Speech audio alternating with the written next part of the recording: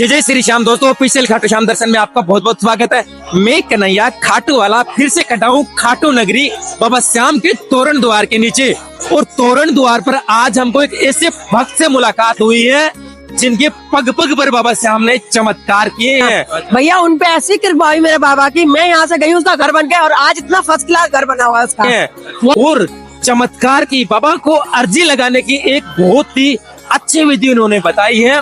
मैं ऐसे लेती हूँ ये पट्टा, इसमें ऐसे गांठ बांध दी, क्या बोलते हो? जैसे जो परेशानी है मुझे मैं वो बोलूंगी। आपके जो भी संकट आता है, जो भी अर्जी आपको लगानी है, इन भक्त के बताई हुई तरीके से अगर आप भी अर्जी लगाओगे तो बाबा के न जाने कितने असंभव चमत्कार आपको देखने को मिलेंगे। आइए, मेरे साथ बहुत से श्याम प्रेमी आते हैं, इनमें बच्चे नहीं थे। अच्छा, उन्होंने यहाँ निशान जड़ाया, उनके बच्चे हो गए।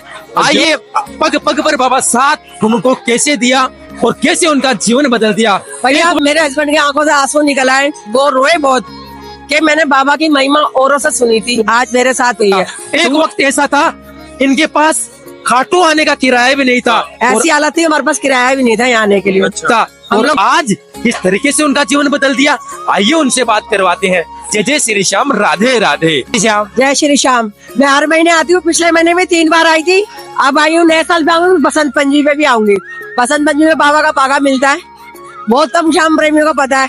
हम लोग आते हैं हर साल बसंत पंचमी में। अच्छा, आपको मिला बाबा का पागा? हाँ, मेरे को जब से पता चला है, तीन साल से लगातार मिल रहा है। अच्छा, कब मिलता है? बसंत पंचमी को पागा उतरता है, बसंत पंचमी पे ही पहनाया जाता है। साल में एक बार ही बाबा का पागा उतरता है, बसंत पंचमी को, फरवरी में आएगी। अच्छा, तो क्या होता है उस बाबा के बागे से? बाबा के बागे से क्या होता है, अगर ओरिजिनल आपको मिल जाए ना, हाँ। अगर मुर्दे के आपने यहाँ छुआ दिया ना तो मुर्दा खड़ा हो जाएगा, इतनी शक्ति है उस बागे में। इतनी शक्ति है बाबा के यहाँ गले में बन शक्ति रहा यहाँ है। हाँ, यहाँ बनता है क्योंकि शक्ति बाबा की यही है। अच्छा, हाँ, वो बसंत पंचमी को ही बनता है, बसंत पंचमी को ही उतारा जाता है। अच्छा, और वो नसीब वालों को समझ लो मिल जाए। तो कैसे मिलता है, मतलब वो मंदिर से मिलता है। अच्छा, बटने का कोई टाइम नहीं है, अच्छा, तो पटेगा क्या नहीं। लोगों ने मेरे साथ ट्रेन में, मैं आती हूँ संगत लेके, बहुतों ने अपनी अपनी राय बताई कि हमारा बच्चा ऐसी कंडीशन में था, डॉक्टरों ने जवाब दे दिया था। हम श्याम ग्रुप से जुड़े हुए थे, हमने डाला के हमें बागा चाहिए, जिस श्याम प्रेमी से था उन्होंने कोरियर द्वारा उनके घर बागा भेजा। उनके बच्चे ठीक है। ठीक है। हाँ, पिछले साल बसंत पंचमी में वो भैया मुझे मिले थे। और एक नांगलोई से आती है डिम्पल नाम की लड़की, उसकी भी बेटी को प्रॉब्लम थी। बाबा का 5 जन्मदिन उसने बोला यहाँ बनाऊंगी, 5वां अपने घर बनाऊंगी, 4 यहाँ बनाएगी, 5वां अपने घर बनाएगी। उसकी बेटी भी बाबा का बागा बना रखा उसने भी, उसकी भी बेटी ठीक है। ठीक है। मेरे साथ बहुत से श्याम प्रेमी आते हैं, इनमें बच्चे नहीं थे। अच्छा, उन्होंने यहाँ निशान जड़ाया, उनके बच्चे हो गए। अच्छा। एक भैया को तो जुड़वा बेटियां हुई यहाँ निशान जड़ाने से, और एक भैया का एक बेटा है, उसका बेटा तो इतना हुआ है, बाबा को इतना मानता है, वो भी यही की मन्नत से हुआ। अच्छा, वो भैया मानते हैं, हमारे साथ जिप्सी में मिले थे वो, उनको भी बेटा बाबा की कृपा से हुआ। और वो इतना छोटा सा है मगर समझ लो सच्चा श्याम प्रेमी है। उस बच्चे के अंदर इतनी भक्ति है। बस मैं तो हर महीने आती हूँ। अच्छा, आपको 3 साल हो गए बाबा के बागे लिए हुए। हाँ। आपके जीवन में क्या बदलाव हुआ? बदलाव क्या भैया, देखो अर्जी सब अपनी अपनी लगाते हैं। कहते हैं ना, जो वीआईपी में जाते हैं उनकी फाइल में गड़बड़ है, हाँ, ठीक है। और जो दर्शन करके धक्के मार के चले जाते हैं, जिन्होंने यहाँ धक्के खा लिए वो उनको कहीं धक्के खाने की जरूरत नहीं है। बिल्कुल सही बात। ठीक है ना, ये कहा जाता है जिसको यहाँ धक्के मिल गए उसको कहीं धक्के खाने की जरूरत नहीं है। बदलाव बहुत है भैया। मेरा वॉलेट ट्रेन में रह गया था हस्बैंड का, मेरी शादी की सालगिरह थी, हम आए थे, वो मिल गया। इससे बड़ी कृपा कोई नहीं।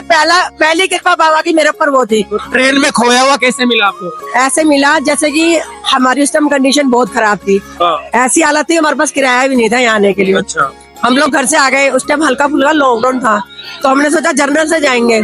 तो जर्नल डब्बे में क्या था, रिजर्वेशन चल रहा था उस टाइम, हमें पता नहीं था। हम लोग आ गए स्टेशन, 3 मिनट चेतक छुट्टे पे थी सराय रोला से, मैं दिल्ली से हूँ। मैंने बोला बाबा मैं घर नहीं जाऊंगी, जैसे बुलाना आप मुझे बुलाओ, मैं नहीं जाऊंगी। मेरे घर के सामने एक नंद रहती है, उसका नाम बिंदु है। उसका पुराना सा घर था, उसको पता था मेरे हालात खराब है। हमारे बस जस्ट निकलने से पहले वो आई 1000 रुपए लेके कि भाभी मुझे पता है तुम्हारी कंडीशन खराब है, तुम ये 1000 रुपए लो। और मैंने कहा नहीं बिंदु, मेरी कंडीशन खराब है, तुम्हारे 10,000 मुझे 10,000 के बराबर लग रहे हैं, 1000 रुपए। कह रही नहीं भाभी मैं कभी मांगूंगी नहीं, जब आप पे हो जब दे देना। भैया उन पे ऐसी कृपा हुई मेरे बाबा की, मैं यहाँ से गई उसका घर बन गया और आज इतना फर्स्ट क्लास घर बना हुआ है उसका। वो भी आती है भैया, वो भी आती है। तो कृपा ये है भैया। और मेरा जो वॉलेट छूट रहा था ना, जैसे हम आज आए हैं रात को, तो आज छूटा है, कल गए हम वापिस वो इसी ट्रेन में ही, तो टिकट नहीं दी, तो हमने यहाँ से बुक करी, हमारी टिकट बुक हुई नहीं, हम चले गए ऐसे ही। मैंने कहा बाबा भेजेगा जैसे में। और देखो जर्नल के पैसे मैं लेके आई थी, पापा की कृपा से 520 रुपए एसी में बैठ के मैं यहाँ आई हूँ उस दिन, जबकि मेरे को जर्नल में आना था। 520 रुपए की टिकट लेके मैं यहाँ आई। मेरे हस्बैंड कह रहे वापसी, मैंने कहा जैसे वो बुला रहा है वैसे वो मुझे भेजेगा। मैं बहुत मानती हूँ पापा को भैया, मैं 2015-16 से आ रही हूँ, पहले अपनी गाड़ी से आती थी, अब ट्रेन से आती हूँ, संगत लेके आती हूँ। पहली किस्म ये थी, टीटी ने एक लेडीज थी खास बहू, उन्होंने टीटी ने बोला मैं आपको 430 रुपए टिकट दे दूंगा। उन्होंने आके मुझे बताया, मैंने आंटी अगर 430 में दे रहा तो आप चले जाना, कोई पुरानी, हम 520 में आए। तो कह रही जैसे ट्रेन आई वो टीटी आ गया। अब भाई साहब हम मियाँ बीबी, वो सास बहू और एक जोड़ा और हम चढ़ गए टीटी के साथ। इस डब्बे से लेके 8 डब्बे पार करके टीटी हमें एसी वाले कोच में ले गया। भाई साहब एक भैया उन्होंने पीछे से ऐसा करा के दीदी आपका वॉलेट गिर गया था। मैंने कहा भैया आपको कैसे पता? कह रहे हैं कि मैंने आपको उतरते ही देखा था और भैया की ना फोटो है इसमें। अच्छा, पहला चमत्कार भैया मेरे साथ हुआ था। और यहाँ जो मेरे हस्बैंड ढूंढ रहे थे ना, तो मैंने अपने स्टॉल में बाबा को अर्जी लगा के, बाबा वैसे ही इतने परेशान चल रहे हैं कि वॉलेट मिल जाए। मैंने उनको बोला तुम घर छोड़ आए, कह रहे नहीं यार मुझे लग रहा मिला है। और आते टाइम भी मैंने सीट पे चढ़ के देखा, मुझे वॉलेट नहीं दिखा, वो किनारे में फंस गया था। भैया मेरे हस्बैंड की आंखों से आंसू निकल आए, वो रोए बहुत कि मैंने बाबा की महिमा औरों से सुनी थी, आज मेरे साथ हुई है। तो वो जो भैया आप तो वापस गए थे तब मिले थे ना, तो हाँ जैसे हम लोग, उन्होंने कैसे देख लिया? वो चेकिंग करते ना ट्रेन की, अच्छा अच्छा उन भैया ने हमको उतरते देखा था। अच्छा मेरी और मेरे हस्बैंड की फोटोज वॉलेट में थी, अच्छा हमारे एटीएम, क्रेडिट कार्ड, लाइसेंस वगैरह सब कुछ था उसमें। अच्छा वो भैया है, उन्होंने हमारा पर्स लाके दिया, एटीएम, क्रेडिट कार्ड वगैरह सब कुछ हमें लाके दिया। अच्छा तो पहली कृपा वो थी। घर से भैया मेरा फोन चोरी हो गया था बेटी का, अच्छा 1 महीने के अंदर वो मिल गया। अच्छा फिर वही फोन ट्रेन में छूट गया था। अच्छा और जिससे हम यहाँ पहुँच गए तोरण द्वार, हाँ मैंने बेटी को बोला धर्मशाला वालों को फोन कर दे बेटा, हम लोग आ गए, हमारे रूम तैयार है। 4 जिप्सी आई थी उस टाइम मेरी, अच्छा यानी कि 60-65 सवारी आई थी मेरी। तो जो सवारी यहाँ से चढ़ी है रिंग से जयपुर जंक्शन जाने के लिए, उन्होंने, मैंने कॉल की अपनी बेटी के नंबर पे, हमने सोचा किसी ने छुपा दिया होगा, कुछ नहीं भैया, बस चुन्नी की गांठ ऐसे करके मैंने बस ऐसे खींच नहीं पाई थी, इतनी देर में भैया का कॉल आ गया मेरे पास। यहीं पर यहाँ फोन करा मैंने, कॉल करिए, और यहाँ ये तो गोल चक्कर यहीं तक पहुंची थी बस। भैया का कॉल आ गया, दीदी आपका फोन है मेरे पास। मैंने कहा भैया मेरी बेटी का फोन है। उसने कहा हम जयपुर जंक्शन जाके आपका फोन जमा करा देंगे। मैंने कहा भैया मैं खाटू से आगे कभी गई नहीं, अच्छा आप मेरी इसी ट्रेन से कल वापसी है, अच्छा आप किसी भी कैंटीन वाले को देते हो, मेरे को सब भैया जानते हैं। और मैंने कहा नहीं तो एक वाइट पाल वाला था पानी वाला भैया, मेरा भैया बना हुआ है, आप उसको दे देना। अगर वो ना आए तो आपके स्टेशन से पहले कोई भी कैंटीन वाला आ जाए, आप उसे दे देना, वो भैया मुझे सुबह दे देंगे ट्रेन में। भैया वही भैया आ गया पानी वाला जो भैया बना हुआ था। कह रहा दीदी लोग भैया आ गए, बस यहाँ से वहां तक पहुंची हूँ, बस गोल चक्कर तक। भैया की कॉल आ गई, अगले दिन वो कैंटीन वाले भैया को दे गया फोन मिल गया। भैया इससे बड़ी कृपा मेरे को पापा की और क्या चाहिए। बहुत बड़ी कृपा है। और जो बागा मुझे मिलता है वो मैं अपने पास थोड़ा रखती हूँ, जिसको जरूरत होती है उसको मैं दे देती हूँ। ट्रेन में बाहर दिया था, 18 लोग हम बसंत पंचमी पे आए थे, थोड़ा थोड़ा सबको दे दिया, कुछ के बच्चे बीमार थे उनको दे दिया। तो आप बता रहे थे कि ओरिजिनल बागा और डुप्लीकेट बागा अलग अलग होती है क्या? तो नहीं ऐसा बागा तो बहुत बढ़ता है भैया, 1.25 मीटर का टुकड़ा है। अच्छा। अब वो किस किस को मिलेगा? करोड़ों की पब्लिक आती है बागे के लिए।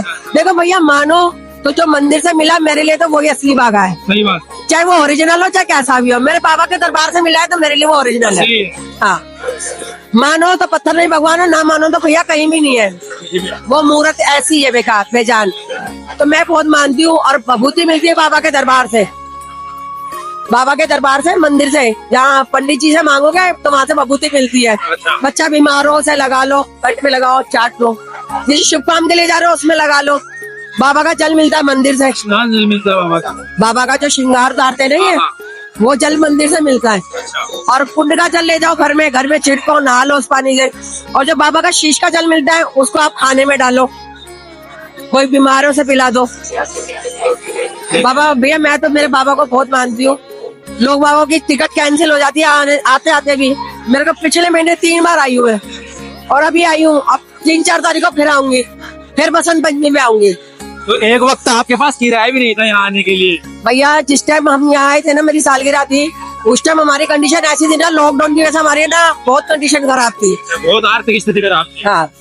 मगर ये देख लो बाबा ने ऐसी व्यवस्था करी, जहाँ हम जनरल में आने वाले थे, एक टाइम खा के एक टाइम भूखे रहने वाले थे, बाबा ने एसी में ही बुलाया और एसी में ही वापस भेजा।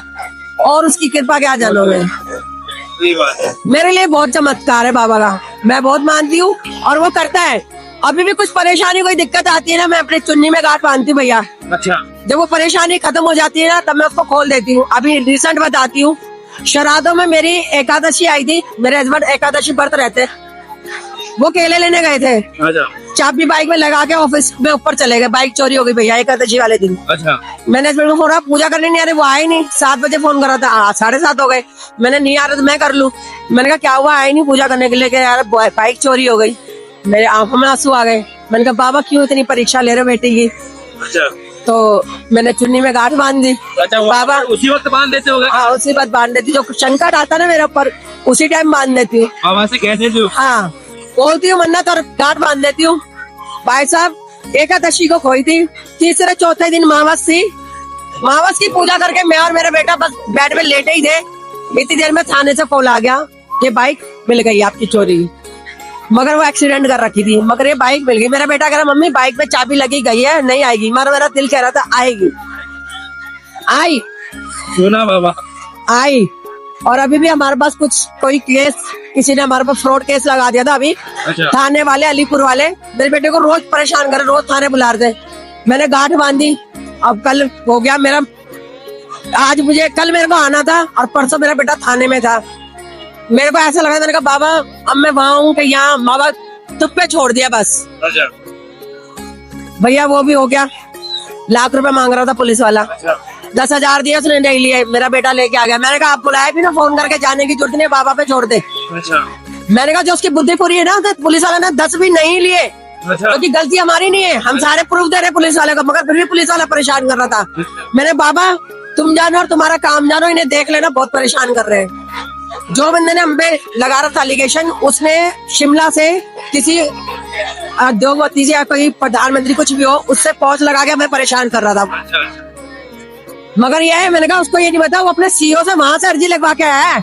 मैंने कहा उसको पता नहीं मेरा सीईओ कौन है। हाँ, सही बात है। मेरा देवर वकील है, मोसिया सास का बेटा, मेरा देवर दिल्ली पुलिस में है। मैंने उसको बेटे को बोला, मैंने कहा जाने दे उसको, कुछ भी करने दे।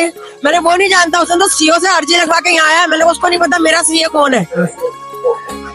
मैं बहुत मानती भैया, मुझे बहुत विश्वास है मेरे बाबा पे।